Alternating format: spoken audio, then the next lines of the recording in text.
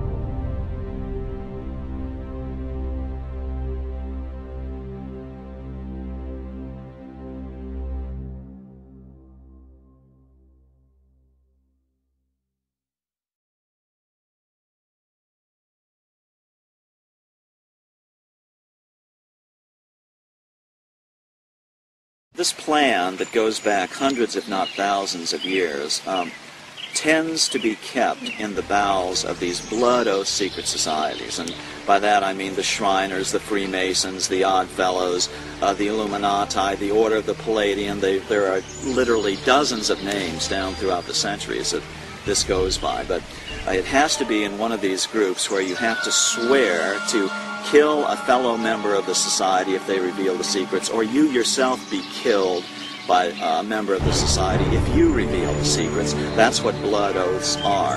And they start out bad, but they get worse as you go up in the organization.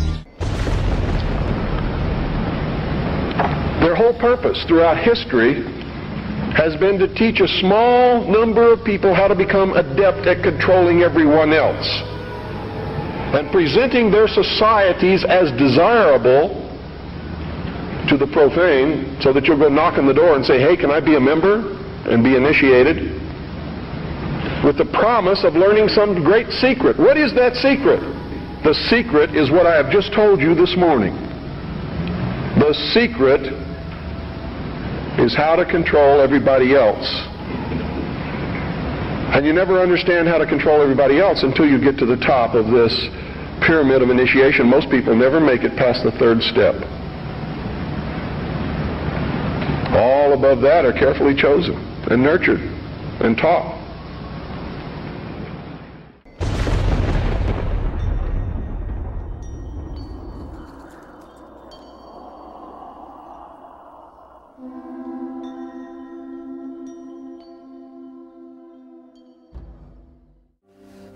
As with all secret societies, you have levels, and if you're on the lower levels, you don't even know they're upper levels. They don't even tell you. You bump into it by accident, or someone comes along. Now, in Scottish Rite, that's something different, you know, because they know that there's a... But before then, and basically secret societies, let's go to ancient Egypt. To the ancient Egyptians, the priest would tell the serfs, the guys that tilled the land, they would say, the sun is God, okay? And so they accepted that very low-level interpretation, all physical. That's not what the priest believed. What the priest believed, there was a second level. The priest believed that, no, the physical sun is not the supreme being. It's the spirit which flows through the physical sun that is the supreme deity. However, there was another level. And the priests didn't even know it. It was those that were involved and elevated to if I would have told you this 15 years ago, I might have gotten shot.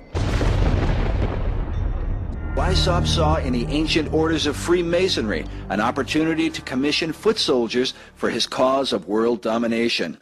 He wrote that none is fitter than the 3 lower degrees of Freemasonry. The public is accustomed to it, expects little from it, and therefore takes little notice of it.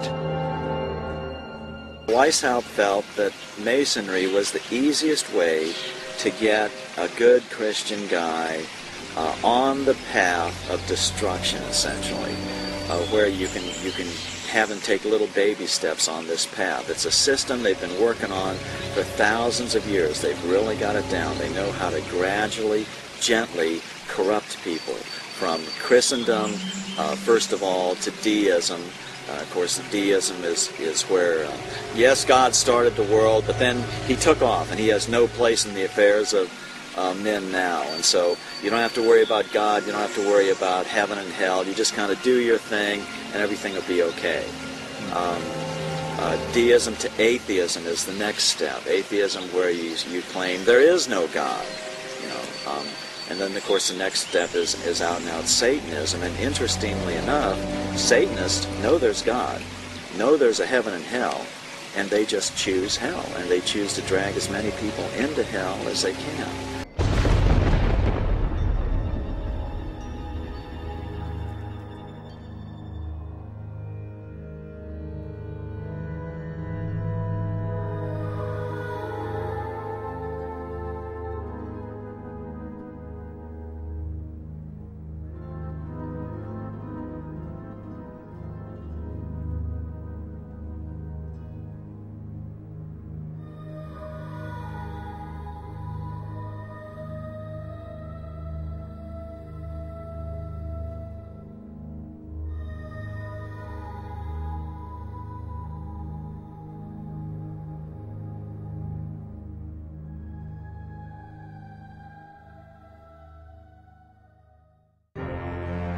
The religion of Masonry, while often cloaked with Christian titles, is actually based upon the ancient mystery religion of Babylon and Egypt.